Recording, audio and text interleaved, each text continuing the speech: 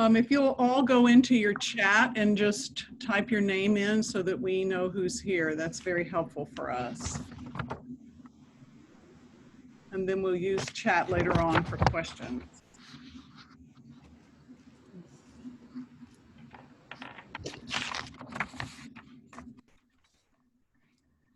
Well, my clock says it's 1 o'clock, so I'm going to go on and get started. If everyone would mute, please, and we'll get started.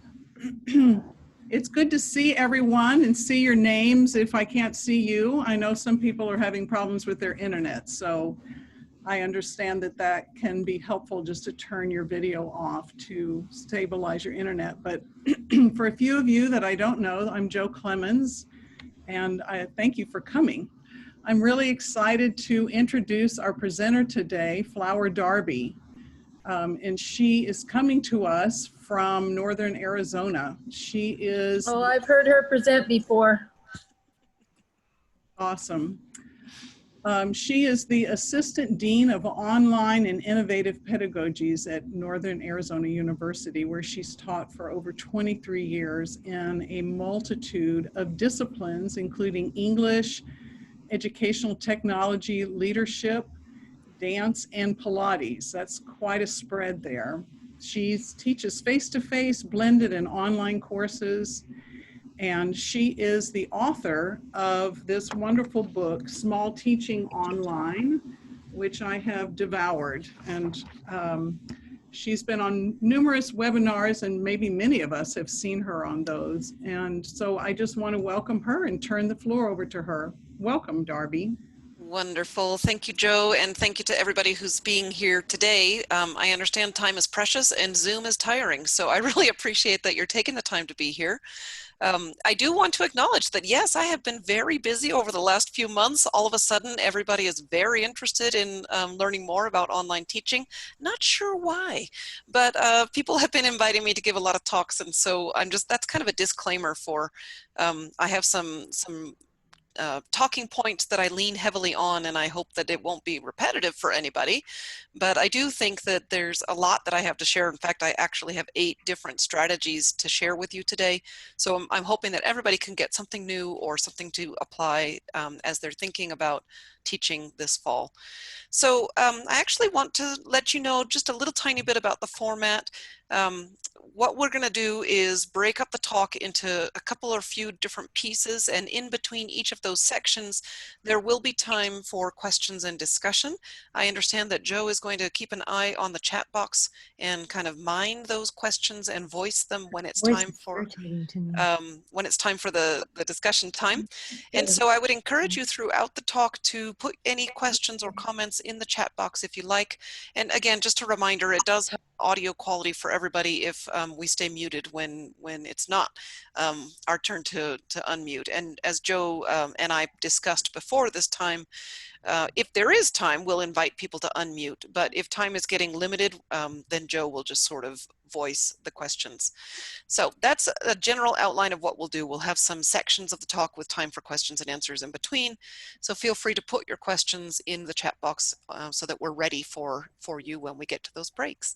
Well, with that, I actually want to ask you a question right now, and I'll invite you, if you want, to put your word into the chat box. I would love to know what's on your mind today. My question for you is, what is one word that describes the way that you feel about online teaching? Exhausting? Good. Who else? Excited? Thank you, Catherine. Brianne? Anxious? Yes. Overwhelming? Finally, Jen. Okay, that's interesting. Overwhelming. Intrigued? That's a good word. Flexible? Lots of prep? That is absolutely fair. Nervous, worried, it is a lot of work. I don't want to paper over that fact. Time consuming, but enthusiastic, new, excited, ready. Awesome, Eddie. I'm glad to hear you say that. Yes, Angelica, it is change. Okay, so feel free to keep putting your words in the chat if you would like to, but I think what we can see here is that there are definitely a range of emotions and levels of confidence as we look to a fall semester that one way or another is likely to lean pretty heavily on online and remote teaching. So today's talk is based on the book, which I wrote before COVID-19. It's not necessarily about the remote teaching that a lot of people did in spring and that many people are still planning to do this coming fall. But the strategies that I have to share with you today, many people tell me that they really do apply to their in-person classes or give them things to think about how to use Canvas to supplement what you're doing in person, or perhaps this fall you might be teaching in Zoom more than you ever did before. So these strategies, I hope, even if you're not teaching a fully online asynchronous class, will still give you lots to think about. And we will have, again, some comments specifically regarding this fall semester as well, understanding that many of us are not actually sure what we're planning for. The news is full of headlines about colleges and the plans that they're making and unmaking for the fall semester. So just again, well, I see, Julie, I see your quick question. Let me address it right up front, because otherwise this may or may not be meaningful or useful to you. I guess I was taken for granted, but that's because this is the water that I swim in. Very good idea to pause and define terms. Online teaching, as I write about it in Small Teaching Online, refers to a well-developed online course that has best practices of activities and ways of using Canvas. And a true online course takes a lot of time to create in the first place. There's a lot of lead time for the planning and the building and the designing of the course. In this past spring, 2020, I don't know if Point Loma did this, but I know that virtually every college and institution in the United States went to what people started calling emergency remote teaching. And the difference is there was no time to plan. So when I say remote teaching, I'm talking about kind of in the moment, this live synchronous teaching. That's what a lot of people did in the spring, just to help students get over the finish line. But we're drawing a distinction between remote teaching and a less well-developed online course, as opposed to the really robust online courses that that I refer to and talk about in the book. So I hope that helps. But this highlights that this fall there are a lot of unknowns. For example, many faculty are planning to teach using Zoom. Prior to March 2020, that was very uncommon in online classes. And so there's just a lot of change in the air, and a lot of flexibility will be required this semester. I think that's going to be your number one takeaway from today. But still, let's get to some of the concepts and strategies to help you be successful in teaching in online environments. That's the way I've begun to think about it, whether you're teaching in Zoom, whether you're taking advantage of Canvas's tools and functions. We are now teaching in online environments in ways that we may never have done before. So with that, I want to talk briefly about why other people help us be successful in our physical learning experiences. And I do want to share a story from my Pilates class. I teach at my local gym one Saturday per month. And last June, I was rushing into class. I had cut it a little bit close on time, and I should have probably already been in the studio, but I was running a little late. And as I was rushing into the building, I followed a woman who had her rolled up yoga mat. And I thought, oh good, somebody's here for class. I'm glad, because it was such a beautiful day. I didn't know if anybody wanted to come. But as I rounded the corner into the hallway where our studio is, I saw her standing outside the open door. And I thought, why doesn't she go in? And immediately I answered myself, and I thought, I know why she's not going in. It's because she doesn't know if she's supposed to. I wasn't there. The door was open, but the lights were off and the music was not playing. Nobody else was in the room. And I intuited in a flash that she was standing there wondering, is class even happening? Am I in the right place at the right time? There's nobody here. I just don't even know what's happening. And it made me think really hard about the experience that our online students have when they click into Canvas, or even in those awkward few moments in Zoom before we're getting started, where maybe we don't have a picture, maybe we're not showing our camera, and all we see is that black box with a name on it. I don't know about you, but I don't love teaching black boxes. I love teaching people, and when we are isolated in online learning environments, it just reinforces to me how valuable it is when we do have people in physical proximity nearby to us, like in a classroom. So, you know, when you're teaching in class, if a student has a question, they can easily turn to their neighbor. I mean, first of all, they can raise their hand. That's a difference with online learning, but also they can turn to their neighbor and say, did you understand what we're supposed to be doing? What page are we on? And all of those kinds of informal social supports are missing in online environments. Again, we need to distinguish between what happens in Canvas versus what happens in Zoom, but still it's different. I think that's something that we can conclude. Teaching in these online spaces is different, and we miss the presence, the reassurance, and the support of physical people in the same learning context that we're in. So for me, it just helps to set my mind on what we need to do differently in online environments in order to create or be more intentional to provide that kind of social support that happens in person. I do want to have, I'm going to give you a spoiler alert right now.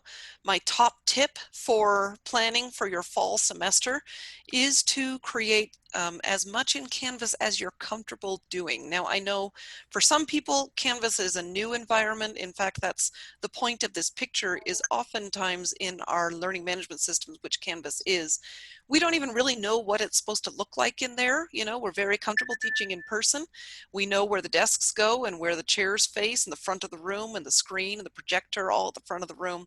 We know what's supposed to happen in those physical classrooms. We go to the lectern, students sit in their desks facing forward.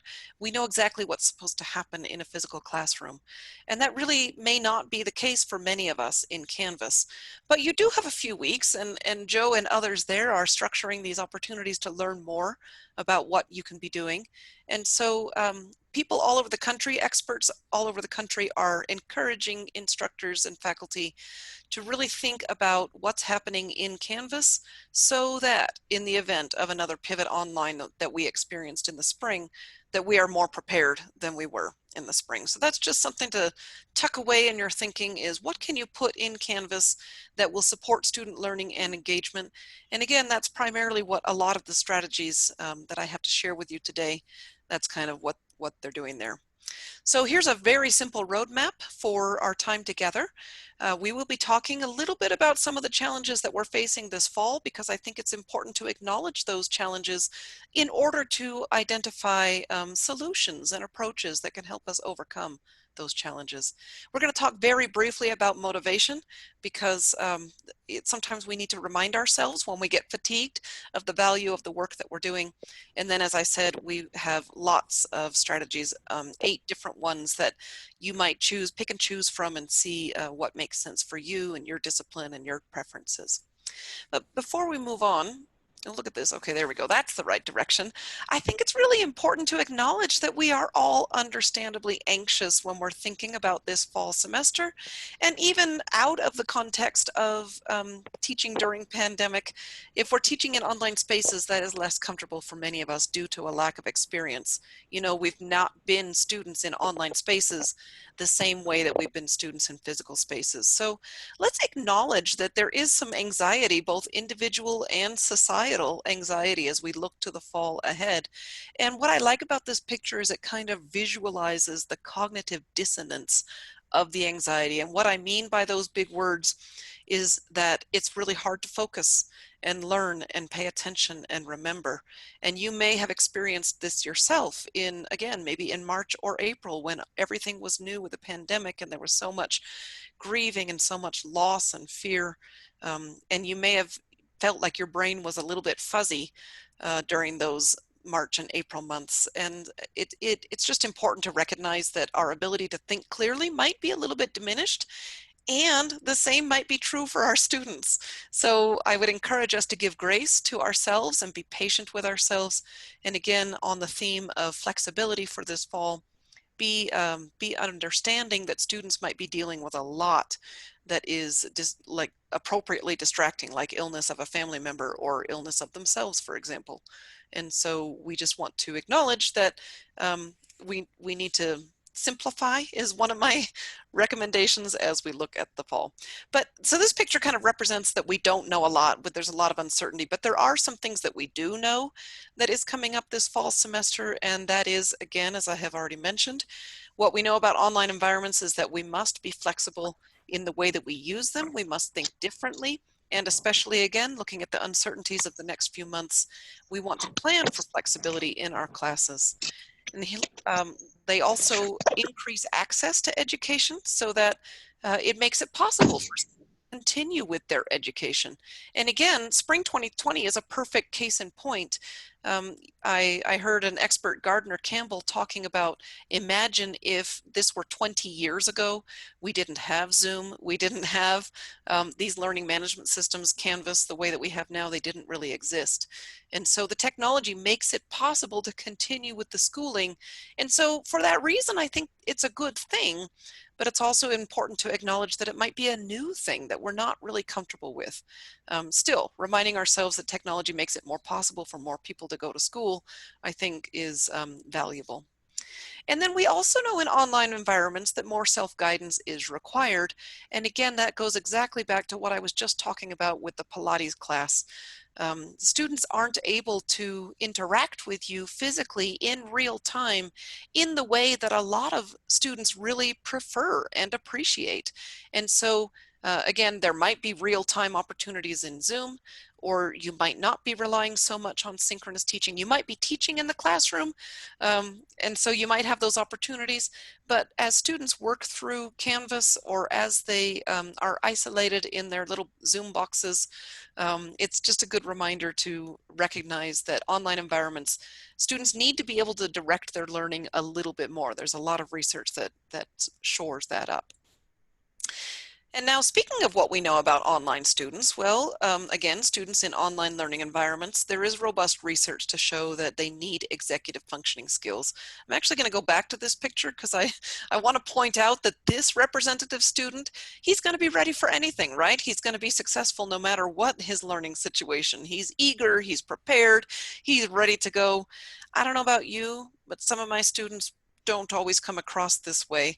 And so what we know is that the ability to manage their time and prioritize tasks and motivate themselves when they don't feel like logging in to do classwork, those are all the kinds of skills and qualities that help students in online environments. But the good news is that we can actually structure some activities and assignments that help students to develop those skills and that get them to recognize for themselves the importance of taking responsibility for their own learning. So I have a couple of ideas to share with you a little bit later on that note. And finally, I just want to pause and think briefly about what we know about faculty who are teaching now, whether that literally, is this summer or thinking about the fall.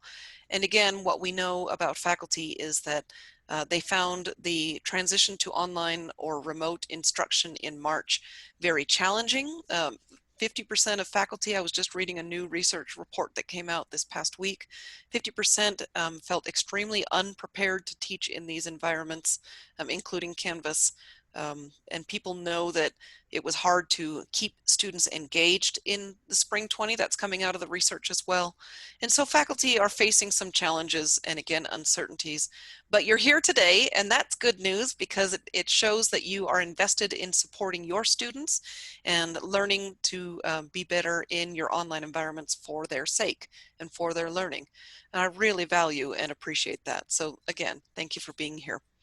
But before we get on to some of the practical stuff, I do think it's helpful just to pause for a moment and deliberately remind ourselves why this is important, why we want to be better at teaching in online environments. Well, very timely, again, the research came out, this came out a couple of weeks ago, a survey of over 15,000 students about their experience in spring after the pivot online. Overwhelmingly, the biggest concern from students was that they felt disconnected. They felt disconnected to you, their faculty, to their peers and their fellow students on campus. They felt disconnected to the institution or the campus itself. And this might be resonating with you. Just in terms of all of a sudden we all kind of scattered, and that really was not ideal.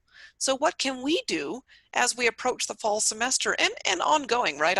I'm grounding my comments today in this moment in time, But I think this is a good time to recognize that there's more that we can do to support our students, no matter what the circumstances are. So how do we help our students feel better connected, even if we can't rely on physical interactions or the frequency? You know, people are talking now about if we're teaching in person, we're still going to be wearing masks.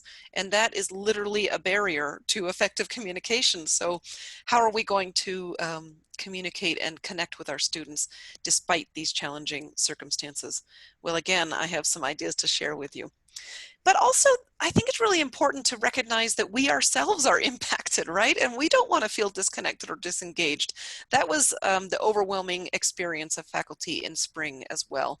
So this is a picture of me and a couple of my biology colleagues in a local coffee shop in Flagstaff, Arizona. And we like to connect with our colleagues as well and with our students as people. And so just reminding ourselves that this is important for our own experience, our own ability to engage with our students, is that we want to be able to connect with them, to support them and nurture them as people, not just as names in a grade center, right? Or Zoom boxes.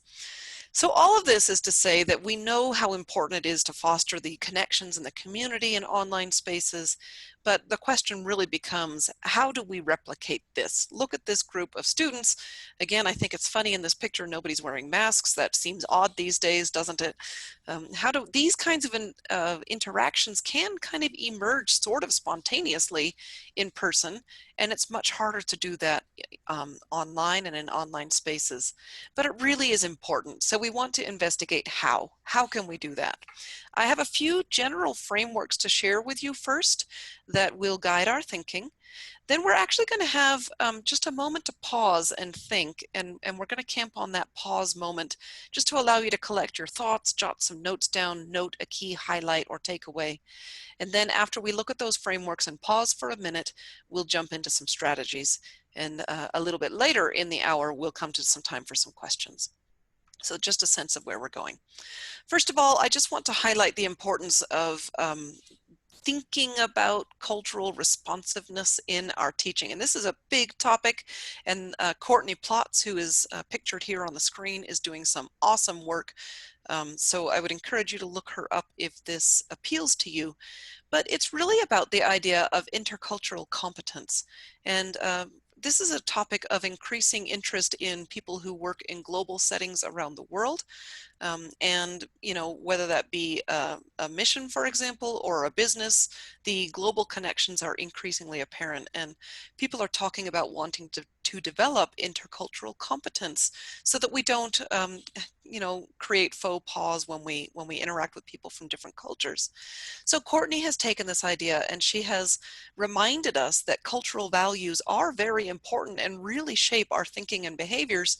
But oftentimes they're under the surface. If you've seen that culture iceberg, there's a lot that defines us that is not really very visible to other people.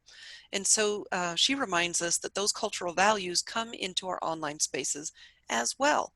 And just as one example, there are students from some cultural backgrounds where it's not really appropriate or encouraged to ask an instructor or the teacher for help.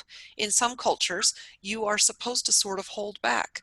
And so when we as Americans, as Westerners, when we say, oh, all the students come and ask me questions, we may be papering over the fact that for some students that's just not how they've grown up. And so again, this is a big topic. As it happens, I actually have a piece coming out in the Chronicle this week where I outline some very practical ideas that Courtney has shared with me. And so keep an eye on the Chronicle if you're interested. I have a series about better online teaching that's been running this summer. But anyway, just the idea that cultures permeate online spaces, I think, is important to keep in mind, especially with all the race-based tensions that we're facing right now. How do we honor and support all cultures and create a diverse experience? Now, this framework is very, very well established in the literature in online spaces. How do we teach and learn effectively? And so just very briefly, we're going to talk about this community of inquiry framework. And again, if you've seen me talk elsewhere this summer, you may have seen me talk about this because it really is foundational.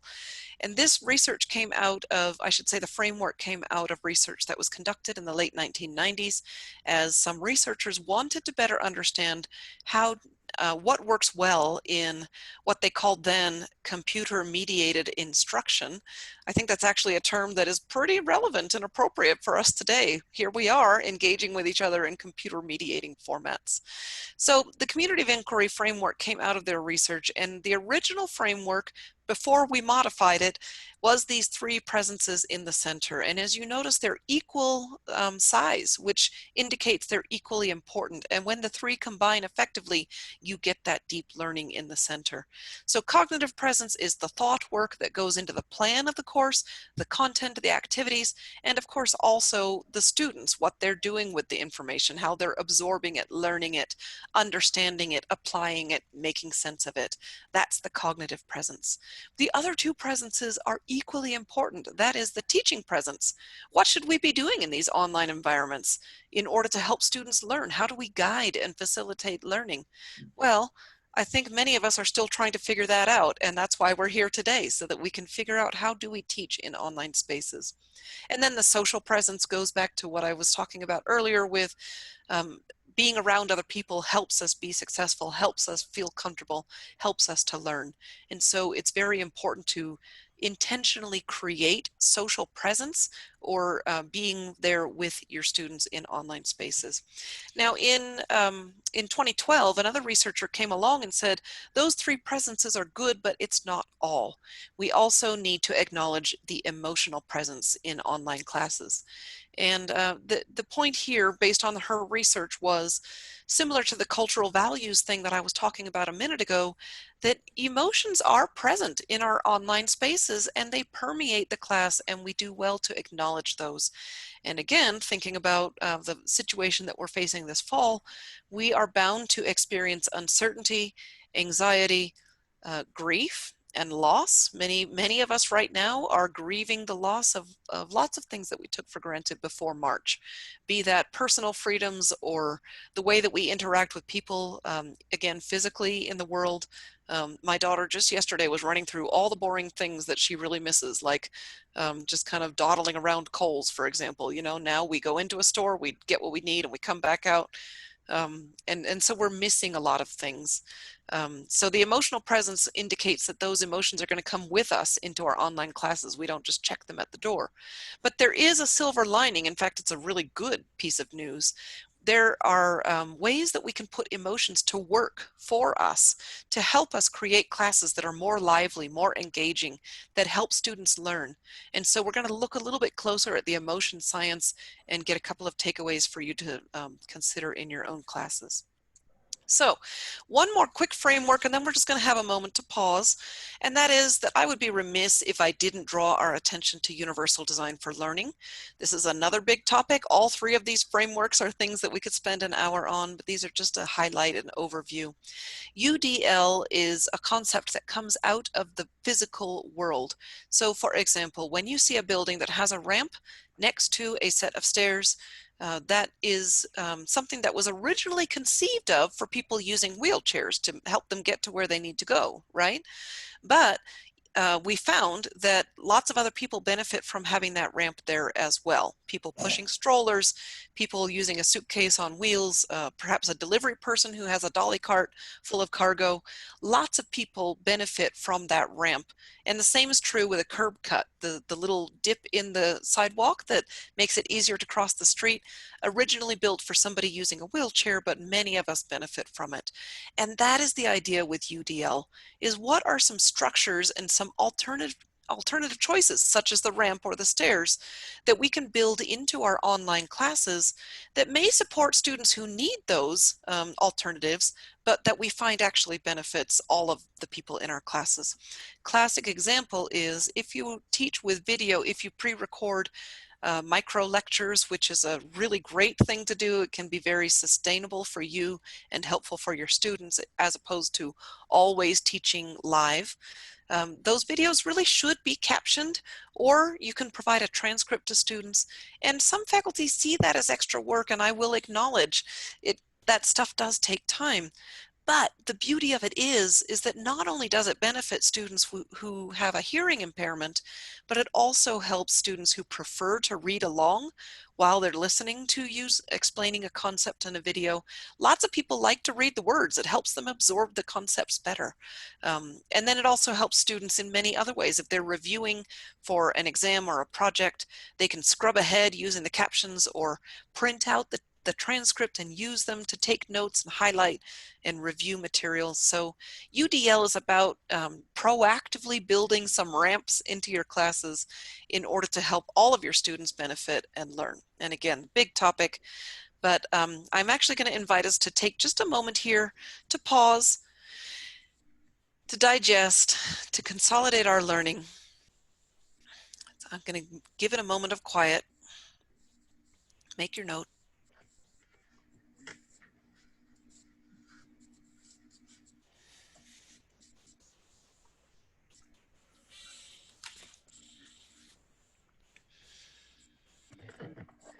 And just because time is a consideration, we're going to go ahead and move on now to look at some of these very, very practical strategies. Now, if you are teaching online right now during the summer, these are things that you could apply tomorrow, for example, because they're really small adjustments. Certainly, all of the strategies that I have to share with you today are things to consider as you think about fall. Now, we know that making changes to your teaching can seem really overwhelming and daunting, but these small teaching strategies have to be short and brief activities, things that don't take a long time to plan or grade. Things that don't take a long time to do, because if they take too much time, we're not going to want to incorporate them. The activities that I have to share with you today are also about strategy and using your time as efficiently as you can so that you get the biggest bang for your buck, because as some of you pointed out at the beginning of the session, online teaching can be really time consuming. I will grant you that, but there are ways that we can actually be more strategic and efficient so that we get a better impact out of the time that we are spending with our students. And then finally, the activities and the strategies that I have to share with you today, they have to be doable, because if they're not doable, we won't do them. So 8 different things for you to think about. Now here's the way it's laid out. I have 4 categories coming out of different chapters of the book, and from each category there are 2 different strategies to consider. Some of these may appeal to you more than others.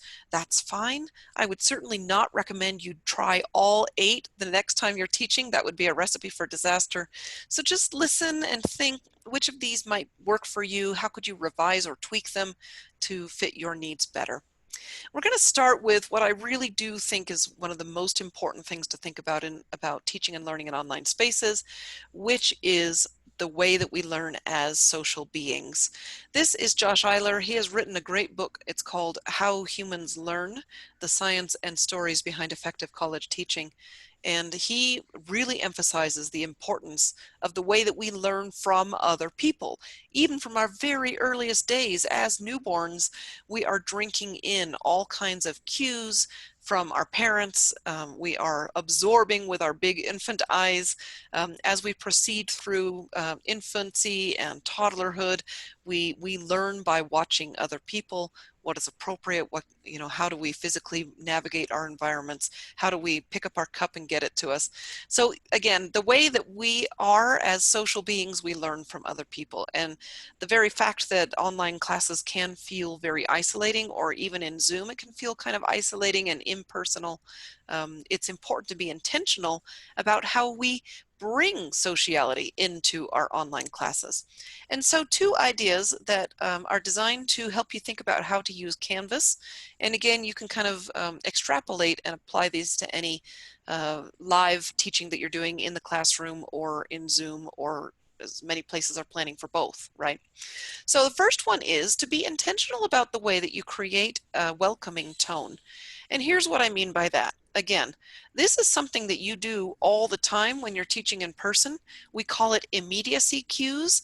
And when you're teaching students in your classroom, you make eye contact, you smile, you use a warm tone of voice, you convey to your students that you support them just through your nonverbal behaviors.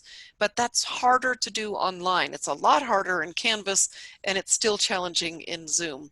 So how can we be deliberate to create this welcoming tone for students in online learning environments? Well, I'm a big fan of low tech and simple, to be honest. If things are too complicated or time consuming for me, I'm not going to use them. So my strategies always skew towards simple.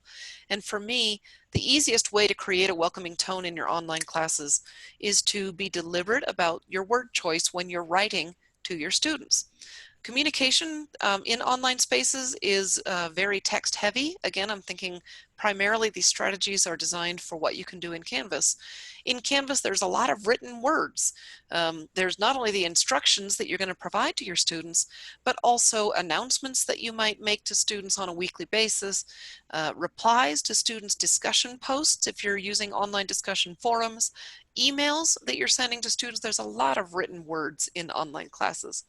And we want to think about being deliberate to use a warm and supportive tone of voice. Again, we do this when we talk to students, and it is very possible to do this when writing.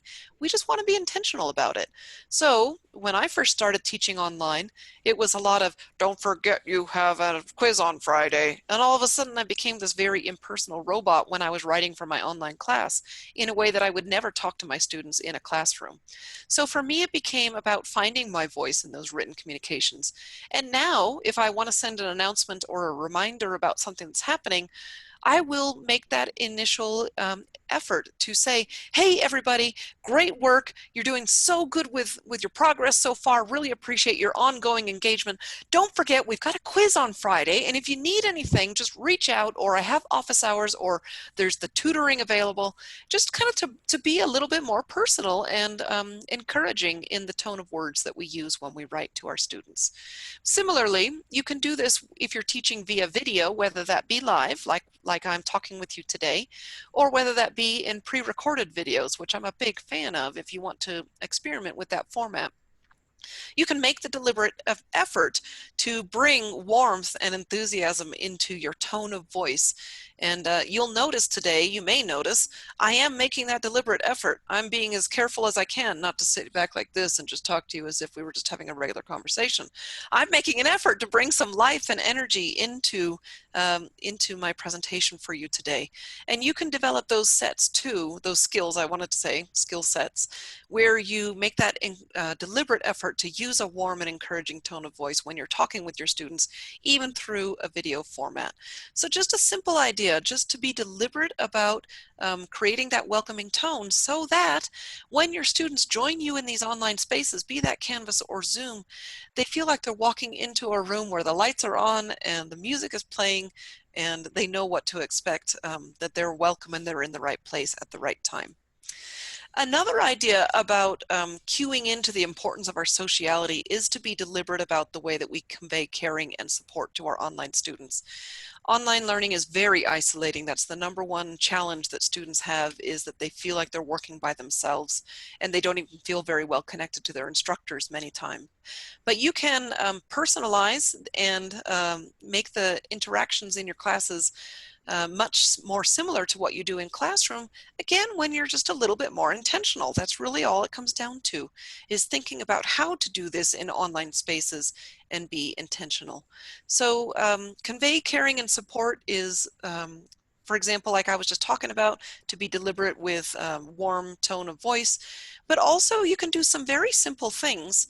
For example, I know some instructors send out a survey at the beginning of the semester and say, hey, if there's anything that you want me to know about a challenge that you're facing this semester, just in case it becomes difficult for you to navigate, you may contact me. You don't have to. This is an optional survey. But if you want to let me know about any challenges that you're facing that might impede your progress, this would be a way to do it. And what that does is it tells your students that you care about them as people, and that you understand that life happens outside of your class, and that, again, as we approach this fall, there really are some challenges ahead. You can also send an email or an announcement periodically throughout the semester with a similar kind of a question. You could broaden this. You could say, hey, everybody, I just wanted to ask how you're doing. Overall, I think we're doing great. We're making good progress. But if there's anything that any of you need a little extra help with, feel free to reply to me and we'll make a phone appointment, or we'll get into Zoom and just have a one-on-one. And here's what I found about that kind of an approach. It's a one-to-many communication. You're telling all of your students that you care about them, but it actually usually results in a very small percentage of students writing back to you. So it is definitely not the case that you're going to hear back from all of your students. It'll be a small group, and then you can kind of devote extra attention to those who are reaching out for support. And that's kind of what I mean about being strategic in the way that we engage with our students. Maybe 85, 90, 93% of our students are doing just fine. Maybe there's a few students who could use a little attention, and these ideas are ways to kind of spend our time wisely in order to help us do that. So, whoops, wrong direction, sorry. Let's, I'm still going the wrong direction. Come on, sorry, here we go. I want to spend a little time talking about the science of emotion.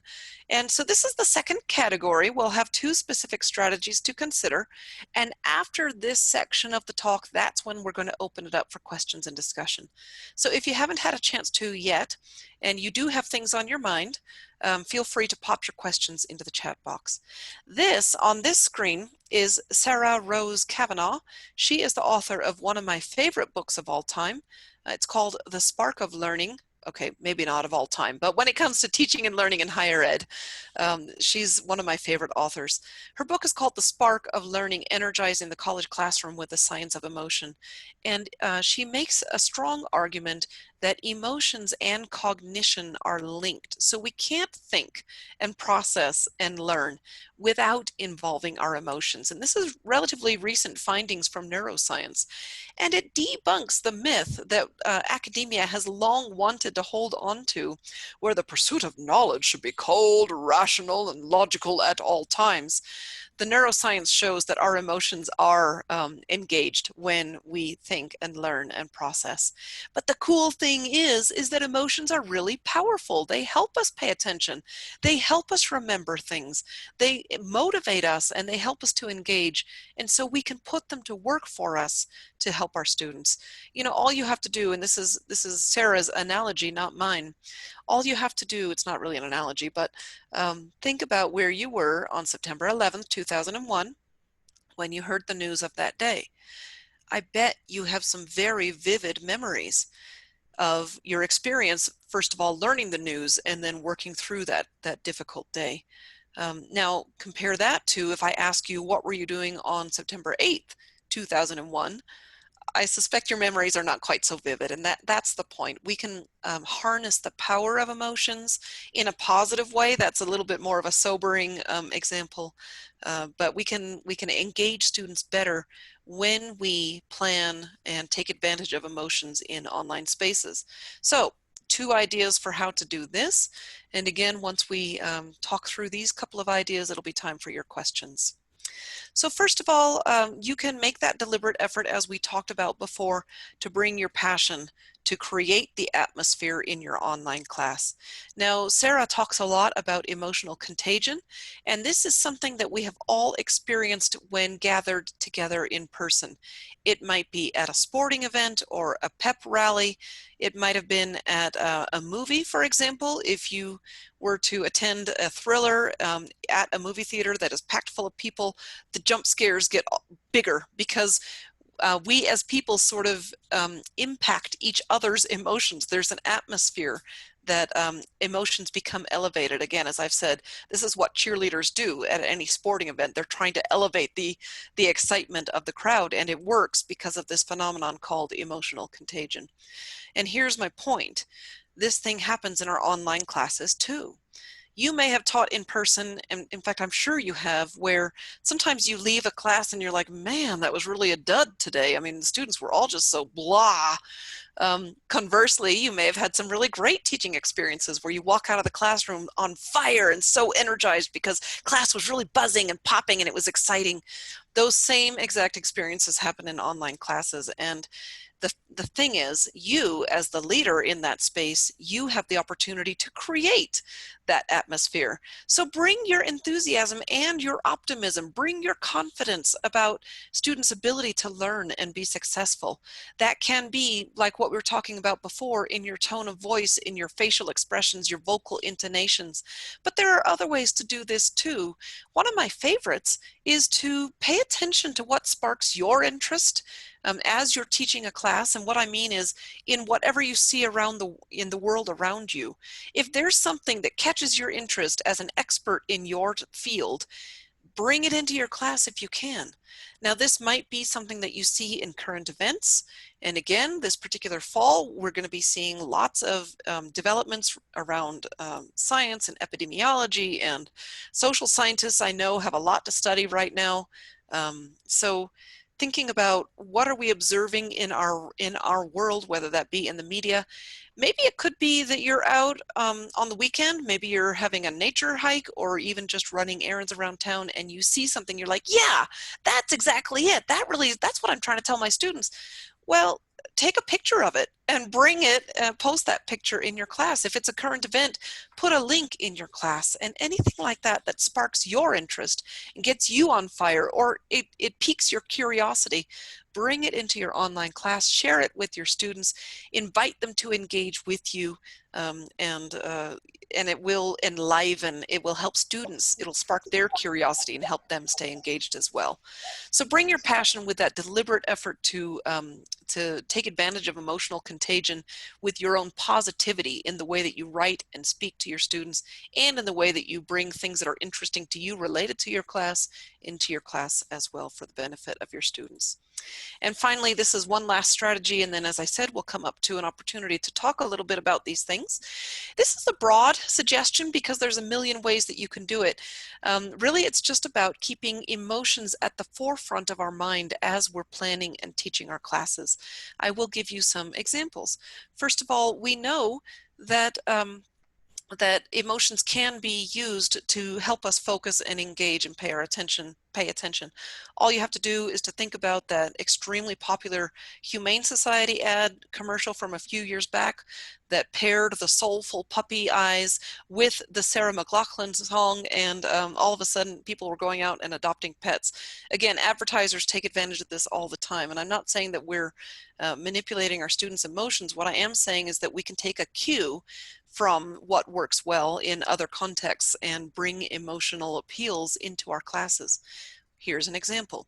You could have a very robust, lengthy, thorough analysis of a refugee crisis situation somewhere in the world. If it's all laid out in text, great. But the minute that you put that photo of the toddler looking up at the camera with the big eyes and perhaps the scuffed face or the torn clothes, you've got your students like that in a very different way. And so one of the advantages of online spaces is that you can share media in a way that you may not necessarily do so as easily in person. So, for example, you could bring in video clips or audio clips or YouTube videos, TED Talks that are relevant to your content. That's the whole point here. You don't want to bring irrelevant things, but you can bring them into your classes in order to make the content come alive and to help your students understand it better when there is the emotional connection. Just one other example, I know a literature professor who likes to bring audio recordings of a poet narrating their own poem, because the performance of it, the vocal intonation, the pauses, really brings the poem to life and helps students get a much richer and more nuanced meaning than simply reading the text, words on a page or words on a screen. So think about how you can put media to use for you in your classes in order to appeal to the emotional experiences of students. And then finally, one other quick different way to kind of spin this is to think about the activities that we're asking students to do. If there's anything that you can do to make them more interesting, more fun, more enjoyable, more relevant to students, they will naturally engage with you more intrinsically, more sort of out of their own motivation. And some examples to share with you about this. I have a friend who teaches a class on literature and film with a focus on pop culture. And she asks her students in the online discussion forums to write about what superhero quality that they would want. If they could choose one superhero ability, what would it be and why? Students love talking about that. It's a fun question and it's very creative, sparks their creativity.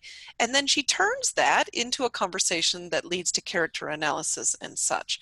So another way to do this, I know a physics professor who has his students engage in an activity called bungee jumping Barbie, where the problems that students are solving use the equations needed in physics, but the story is how, what kind of length of bungee cord and what height it will be needed so that Barbie doesn't splat on the rocks when she does her bungee jump. And so just finding ways to literally make learning more fun, more interesting, more engaging, more impactful. Those are strategies that you might think about for your own classes this fall and beyond. With that, we'll take just another moment here just to reflect. But if you notice on the screen, next up is questions and discussions. So be thinking if you have a question. And in just a moment, Jo, I'll turn it over to you to bring up some of those questions.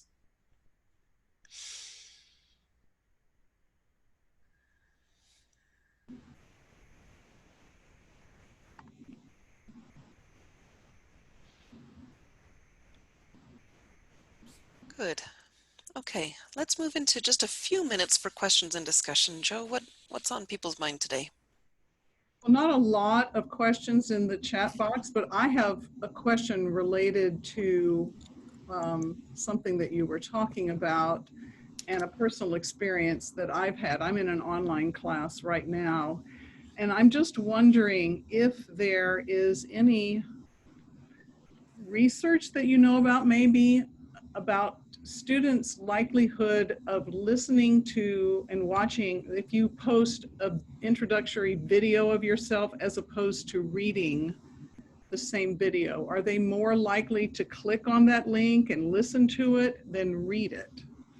Jo, you ask about the research, which is a really good reminder that we should ground our practice in research. Right now, nothing is immediately coming to mind, but I do have an intuitive and experiential answer to give to you, which is absolutely yes. Media is so much more engaging than the text. And so it's not that everybody has to become media production experts. Even a very casual and informal smartphone video where you're tripping over your tongue or your dog is barking in the background, it's all fine. In fact, there is research to show that students prefer a more natural and authentic video. But undoubtedly, pretty much, this is the generation that we have here. Students prefer videos and audio media as opposed to always reading words. And you think about it, our online classes, they can look like walls of text. So anytime that we can engage our students with even still images like photos, a relevant cartoon, or again, a video introduction or announcement. I use videos a lot to make announcements. Students prefer that, and whatever they prefer, they're more likely to engage with, is another way to think about that.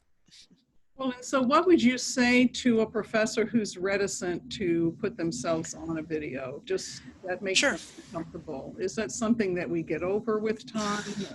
You just approached the answer yourself here, Jo. The first thing that I ask when I am talking with folks is, how did it feel the very first time that you walked into your classroom to teach?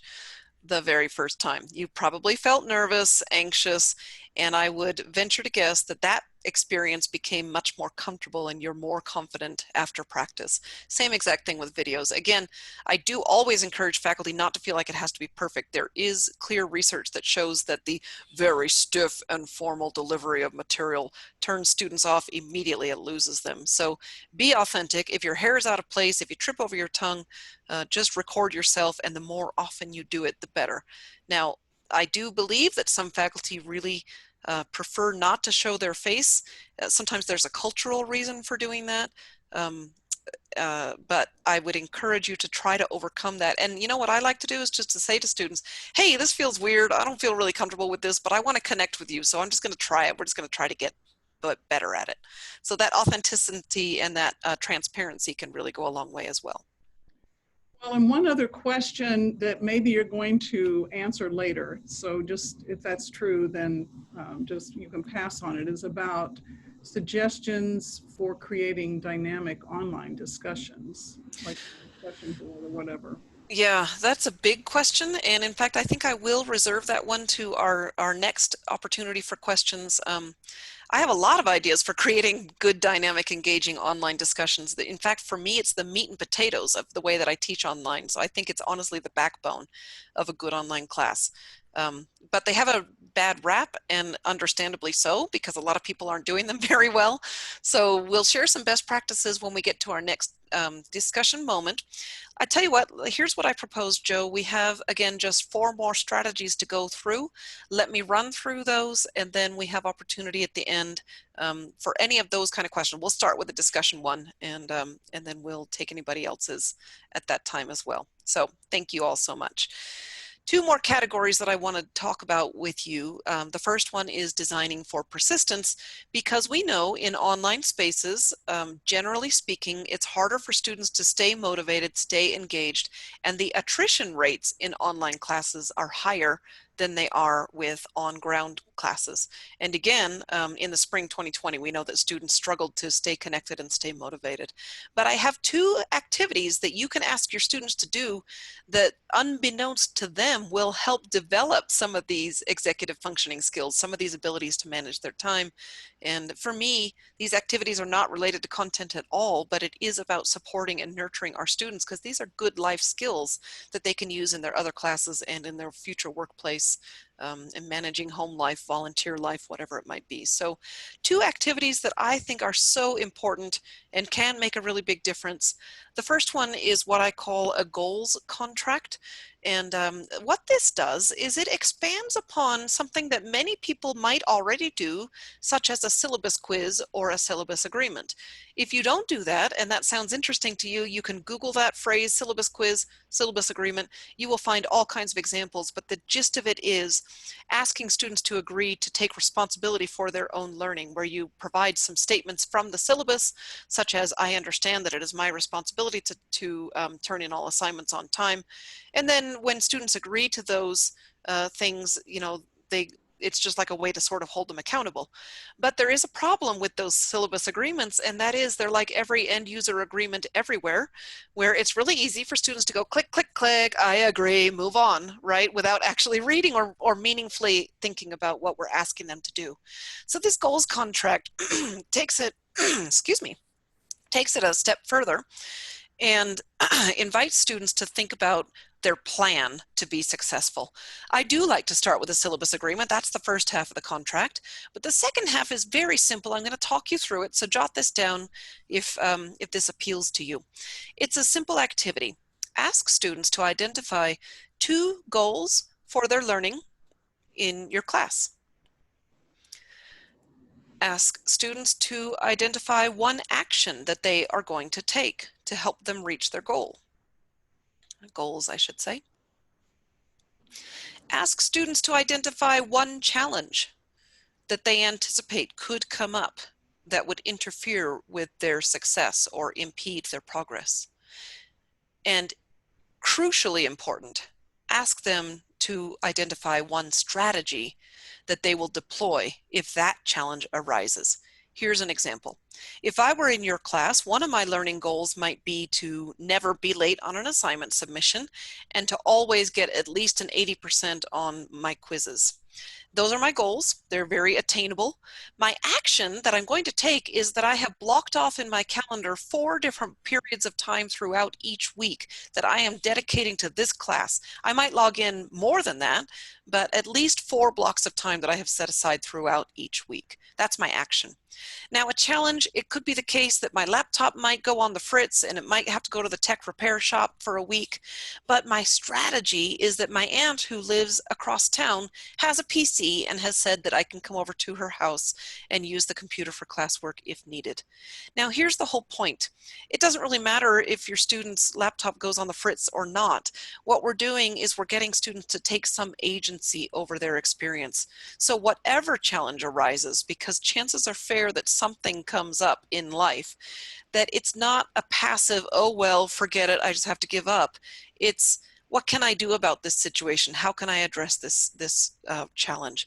And it's just kind of getting students thinking about their agency in overcoming these challenges. So the goals contract for me, assign it in the first week, make it worth a few points to hold students accountable to do it. And then it also kind of gives you a little bit of context for if a student comes to you. For example, maybe that one challenge did happen. I had a student tell me once that she was 7 months pregnant and expected to finish the class fine, but just in recent days, some complications were developing and she was a little concerned about needing to go on bed rest, as an example. But the fact that I kind of knew that in advance made it easier for me to work with her to find a solution to help her finish the class. So goals contract is one way to help design for persistence. Another one, I referred to this a little bit earlier, which is to nudge or reach out to selected students. Remember, we need to be strategic in the way that we communicate. Many of our students are fine. They're doing just fine. And so we don't have time to lavish a lot of individual attention on the ones who don't need it. What we want to do is be selective. So as an example, in Canvas, you can use a feature in the Grade Center that allows you, like it says, show me all the students who. And then you can say, who haven't yet turned in this assignment. It's a really great feature in Canvas that other systems don't have. And you could send a quick little email to those students, 2 days before the due date and say, oh, hey, I just noticed you haven't done this yet. Do you have any questions? Anything I can do to help? And this accomplishes lots of really important things. First of all, there's research to show that when the instructor emails a student directly, that student feels seen, feels like you see them. They feel supported, like you care about them, and they feel able to communicate with you. There's a lot of students, again, a lot of cultural backgrounds that inhibit students, or maybe they're introverted. They don't feel comfortable reaching out. If you make the first move, students feel supported and able to engage with you, or just that little nudge. Oh, that's right, I need to get that done, right? You can do this, sort the grade column for all students who got a 69% on the last quiz, and send a similar little message. Now, top tip for efficiency, copy and paste the message of your email. Make sure to change the name if you're going to send an individual email, which it really does make a difference as opposed to sort of a general group email. Send an individual email, change the name, paste the text in. Students will never know. They will feel individually supported. And then again, a small subset of those ones that you reach out to, they might come back to you and say, yeah, actually, I could use this help, or thanks for the reminder about the tutoring services. Either way, you're not spreading out all of your attention and time across all students, but the ones who really need a little bit of extra support in order to push on and be successful in your class.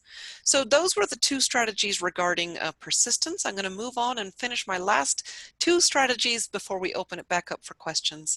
And this one is one of my favorites. It's about cognitive connections.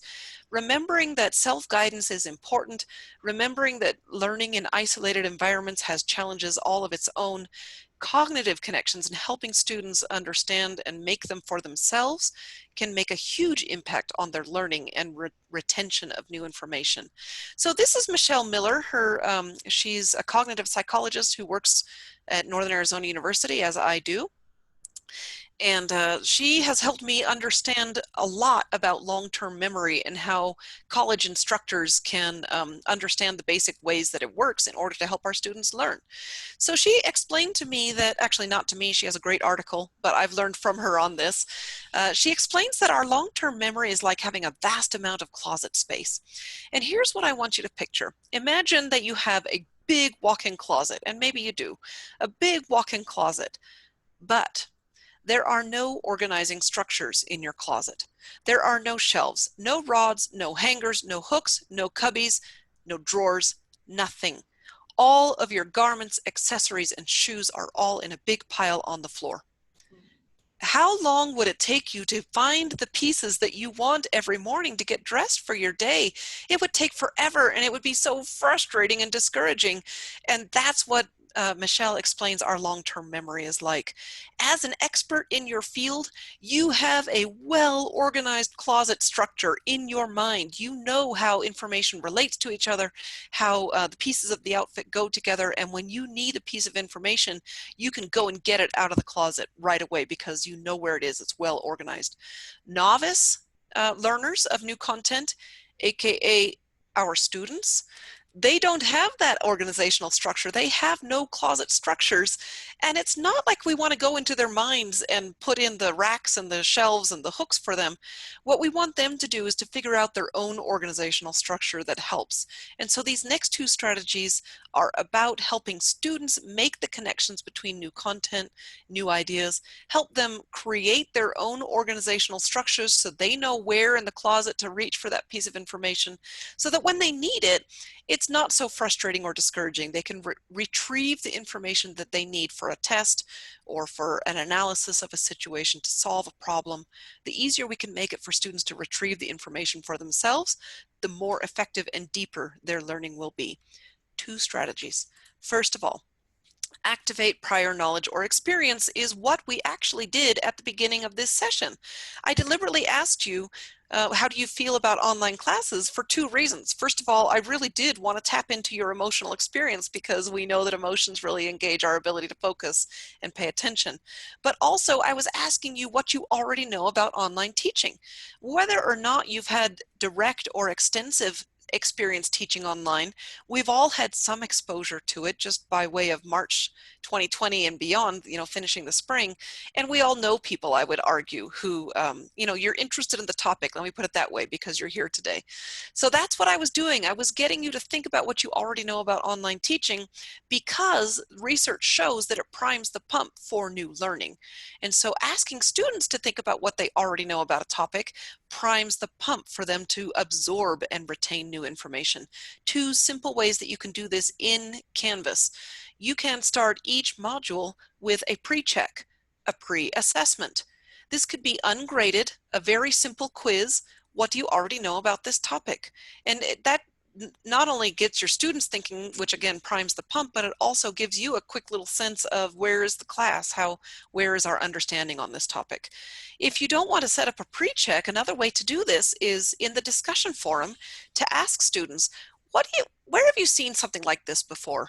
Where have you come across this kind of an idea in a movie or a TV show, in your home life, in another class? And get students talking about where they've already seen or experienced this concept. And again, the neuroscience shows that embeds it deeper into their memory and helps them understand it and apply it when they think about what they already know or where experience they've already had. So last strategy for today, this one is to provide the framework. And again, this is so simple that once I say it, you're going to be like, well, yeah, duh, that makes sense. But a lot of times we haven't really sort of made this connection for ourselves. And what this is to provide some guided notes or a skeletal outline for students to complete as they're working through the content that week. Now, I've done this a little bit verbally, where I gave you some roadmaps and some verbal cues today to help you understand what was happening, what was coming next. You can do this in your online classes by the form of a Word doc that students can download, perhaps print and fill out by hand. They can be guided questions as they read or watch a video. And you can keep this pretty informal. You could have them take a picture of their handwritten notes and upload the picture just to give evidence that they completed their guided notes document.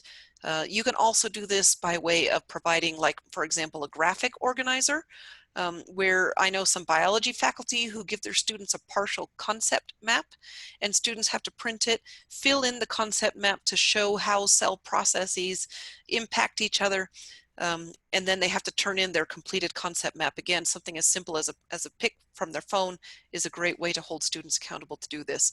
A flow chart, a table, a diagram that students annotate, all of those are ways to give them slots to put the information that they're learning, and that's how they organize their closets for themselves. You can't organize it for them. It doesn't work very well according to the science. We want to help students create the organizational structures themselves. So with that, I have one last question for you, and then we're going to jump into questions. And again, I'll just start with discussions, but we'll have time for other ones as well. Oh, pause and reflect. I don't want to jump in. I mean, I don't want to pause and reflect. I want to move on. And this was actually the question that I wanted to ask you right here, which is, now, what is one word that you feel about online teaching? Feel free to put your word into the chat, because I'm curious if we've moved the needle at all, if anybody's feeling any different, or maybe you're still feeling the way you did. Manageable, good, encouraged, inspired, excited. Yay, you all get A's for the day because those are the right answers. Loved, yes, motivated. Some of you might not be feeling quite so positive, and that's okay too. I want to validate that, but good, innovative. There's lots of things we can do. We're refreshed, awesome, empowered. Good. Now, only because hot, positive, hopeful, I love it. Because I'm gonna, let me see if I can actually go back. We don't have a lot of time left, and I do want to at least address a couple of questions. So I'm going to jump right in on that one with engaging online discussion forums. I have actually alluded to a couple of strategies today. Basically, the best strategy for creating interesting and engaging online discussion forums, I'm still seeing these words come in, is to actually ask interesting questions. How about that for an idea? I have worked with a lot of faculty who ask such black and white questions. There's no room for debate. There's no nuance. There's no room for opinion or controversy or pros and cons. And so to ask as nuanced questions as you can, to think about what would be naturally interesting for your students. And I have a top tip on that score. Ask them about themselves. Remember my idea with my friend who asked students what superhero power that they want, or where have you seen this concept before, especially if you were teaching something like psychology or something that, you know, kind of applies to everybody. Sociology, again, there's rich fodder for discussions in this very moment in time. Ask them about their own experience, and you get people naturally talking because we all love to talk about ourselves.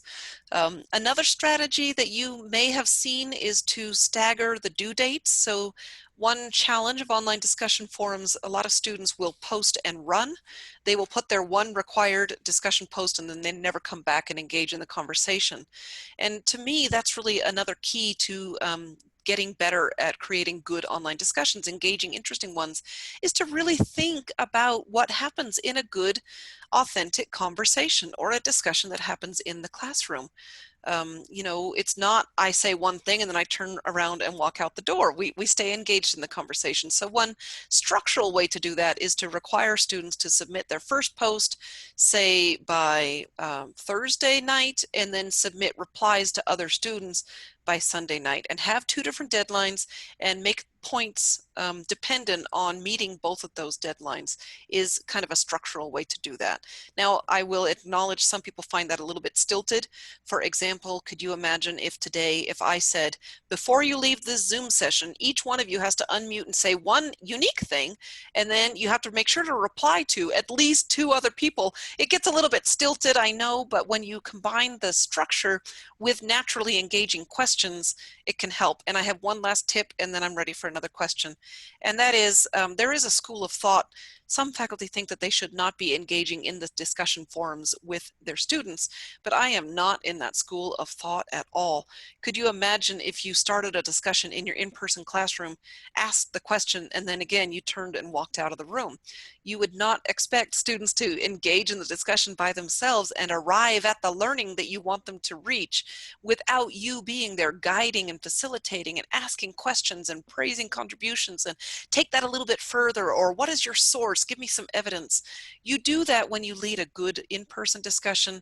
Similar to what we said earlier about videos, learning to facilitate a good learning discussion is a skill. So give yourself some grace as you learn how to do this in an online forum, but be in there with your students, responding, replying, asking questions, guiding, nudging, what's your source, challenging, facilitating learning with your students. I'm going to leave it at that because, again, there's tons that we could talk about, but what other questions do you want to ask here, Jo? Well, one question related to something you had talked about fairly recently is that prior knowledge pre-check. And the question is, are you checking that students remember what they just learned in your class, or something that they've learned in their life? Yeah, that's a good question. I think the way I was thinking about it is reach back to freshman high school algebra and remember how to solve quadratic equations. So, I mean, but it could be, a more general form of a pre-check, and certainly that's going to depend on your own discipline. So there's lots of ways that you can structure it, and actually all of the ideas that I shared with you today are all eminently tweakable to fit your context and your preference, because we all have our teaching preferences too. The way I was thinking about it is like, remember when you learned this in some other grade, for example, or some other class. Try to reach back into your memory and remember what you know about that. And certainly that pre-check should be ungraded, right? That's a real key, not to penalize students when you're just asking them, hey, what do you remember about a thing? Well, and another question someone had asked is going back to the discussion board, is having students making videos. What is your opinion or experience with that? I think they're great. I think having students make videos for online discussions is hugely impactful and does more than anything else to create the kind of connection and community. In fact, I taught classes, I teach in a graduate program where students have, you know, whatever it might be, 10 classes they have to finish. And they say things in their video like, wow, it's so cool to see your face and hear your voice. We've been in classes before. I recognize your name from the screen, but now I'm getting to know you as a person. So I think they're wonderful. I do have two caveats. Number one, generally speaking, our tech-savvy students are pretty comfortable with this, but if you have non-traditional students, they might be pretty nervous about, just like sometimes we are as faculty, about recording. So I recommend creating low-stakes practice activities. As an example, have students record a 60-second video introduction greeting, and that gives them practice with how to make the video and upload it or stream it. And it's comfortable for them because, again, we're introducing ourselves and we know a lot about ourselves, so we feel confident with the content. But I do have actually a sobering kind of a second thing to share from my own experience. Sometimes there are legitimate reasons when students don't want to turn on their camera. I actually had a very difficult situation a couple of years ago where one of my students had been beaten by her son's father, and she did not want to show her face because she did not want the shame. So I learned that it's really important and empathetic to acknowledge that some students may not want to talk to the camera. I recommend it. I love it. I encourage students to do it, but there may be very valid reasons. Again, cultural reasons. Some cultures, female students might not want to have their face right on the camera. So an alternative, you know, a lot of people will say, okay, point your camera away from you. Go to a spot, go to a scenery that you really love and talk to us as you're projecting the image out the other direction from your phone. So just another thought. Well, and I'm going to ask Brianne Kirby to unmute and ask her question. Brianne, are you there? I am. So my question is like one thing I'm loving, and you go, I noticed Jo called you Darby. Is that what you go by? Actually, Flower, but it happens all the time, Brianne. Okay. I wasn't, okay. I was like, oh, that's interesting because people will call me Kirby sometimes. So I'm like, and I almost did call you Kirby just now. That's so cool. Okay. So, so I'm loving the fact that you actually, in your teaching style, you're actually modeling a lot of the stuff you're talking to us about. And I love that. That's like why I like taking classes from other people, seeing how they teach. And so one of the questions though is modeling is like when you gave us some of the points and you asked us, you know, hey, you should take notes on this. And it was basically the goals contract part specifically was where I had the question. You didn't actually write down the points that you said. Was that on purpose so that we wouldn't see the text and we would be forced to like engage with it? Or was that just like, you just didn't do it? I just didn't do it. And Brianne, this is a really great point. And before I even really address it, I'm just going to say, I think we're at time. I can stay a couple of more minutes, not long, but I can at least answer your question. If people need to go, I certainly understand that. And then I'll need to wrap up soon as well. So there's a couple of practices, Brianne, that I'm modeling that are actually not ideal. Some things that I've chosen to do that I'm aware are not best practice. And one of the things is to cram too much content into our time together. That was a lot of information. And I did that on purpose because I feel like people are hungry and they want to learn. But the downside of something like that is that, for example, scribing what I was saying takes longer. So there's robust research to show that Khan Academy style videos where you are scribing, or even again, teaching live, you might have, I know a lot of faculty used an iPad and a stylus and a whiteboard function in Zoom in order to write out on the board, just like you would if teaching in person. I'm choosing not to do that for a couple of reasons. Primarily, it takes more time.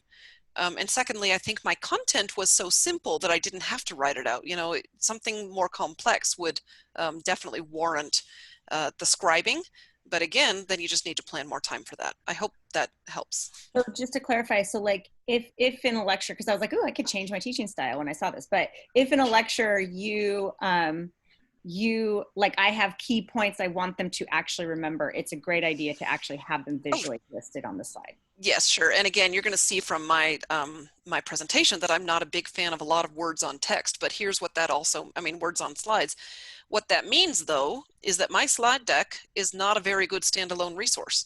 It's not really helpful to have people review the content. And I think in my context, that's fine, but in yours, when you're teaching students and maybe they might review the slides to prepare for a test, yeah, if there's something that you really do want them to know, yeah, right, then maybe you're going to actually articulate that in text on a slide. Yeah. All right. Flower, I didn't even know that I had. It's fine.